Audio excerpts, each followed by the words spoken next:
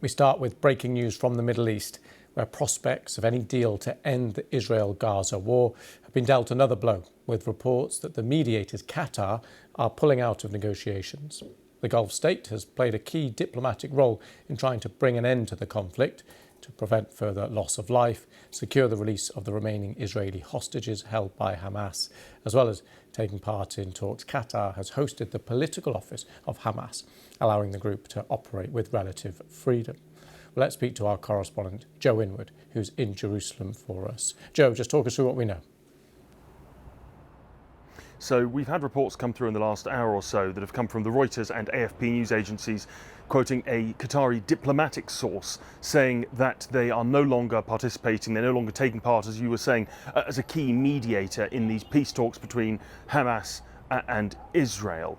They also had strong words for both sides, essentially implying that neither were negotiating, neither were operating in good faith. And as a follow-on to that, they said that therefore the Hamas political office, which has been based in Qatar since 2012, no longer serves any purpose. They didn't elaborate on that. But this follows also reports we had earlier in the day coming from Washington that a senior official there, also quoted by news agencies, saying that they no longer thought it was acceptable for Hamas to have its office based in Qatar as long as they were refusing to take part in negotiations, which reportedly they turned down the deal that was put to them in October. So we've had a number of developments today, all of which paint a fairly bleak picture from any prospects of some sort of negotiated deal. Yeah, so just talk us through what this now means for any potential talks in the future. What are the mechanisms? How could this work? Well, I mean, it's worth saying that these talks have basically been going nowhere as far as we can tell for months. There were reports of something on the table earlier in the year, a deal that was agreed by the Americans and by Hamas, which was reportedly turned down by Prime Minister Benjamin Netanyahu of Israel, and then also reports that they weren't getting any progress in October. We had some suggestion they were going to be restarting, but really they haven't been making any substantial progress as far as anyone can tell for months and months now. And obviously this development makes it even more difficult. We of course do still have the Egyptians. They talk to both sides, and the Americans have been pushing for some sort of improvement in the humanitarian situation in Gaza and for a deal. And it was thought that the attempt to get Hamas kicked out of Doha was part of that negotiating strategy, potentially. But it doesn't seem that anyone is really viewing this as a peace process which is going to be making any progress at this point. However, it is worth pointing out, as a kind of slight contrary point to that there is some reports that have been coming through that incoming President Trump has said that he wants Benjamin Netanyahu to have the war in Gaza over by the time he comes to power in January the 20th. So there could be a glimmer of hope there, although as ever with Donald Trump, we should caveat things by saying we really don't know what he's going to do. Okay, Joe, thank you very much for that. Well, let's speak now to Middle East Security and Senior Associate Fellow at the Royal United Services Institute for Defence and Security Studies, a think tank, Dr. Hisham Helia. Thank you for coming on the programme. Thank you. What do you make of this moment? How significant is it?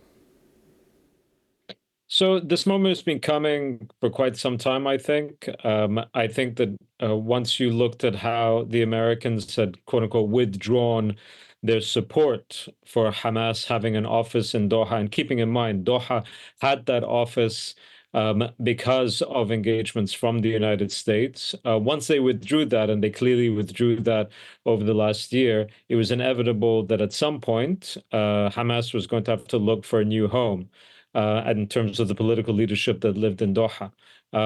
We may not be there immediately, i.e. in the next 24, 48 hours, but I do think that over the short term, that's very likely to come to pass. And where does this leave prospects now of talks and ceasefire and peace and return of hostages? Does the emphasis now lie with Egypt?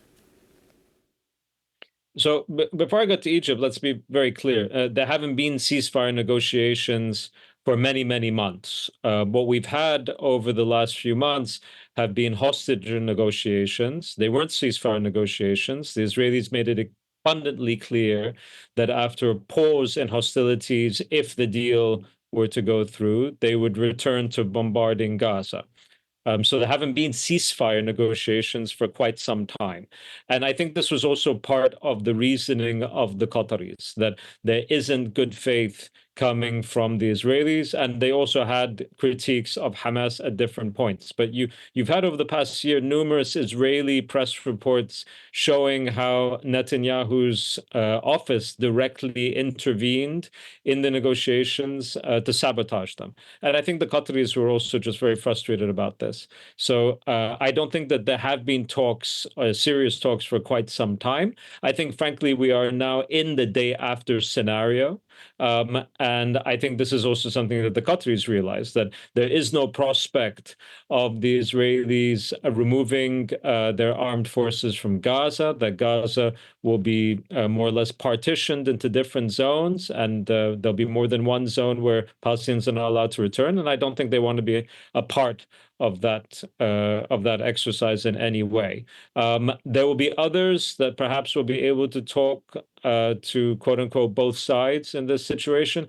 It's long been the case that the Egyptians have been able to talk to all of the parties with regards to the Israeli-Palestinian issue. So I'm sure they will continue in that regard. And also when it comes to the Qataris, they will maintain those contacts. But it's a question of whether or not there'll be an office in Doha, and there isn't an office in Cairo either. Okay. But those contacts, I think, will remain, and there'll be others that will be looking to mediate as well. Okay, thank you very much for your thoughts and analysis on the situation. Thank you very much. We'll get plenty more context and opinions in the hours ahead.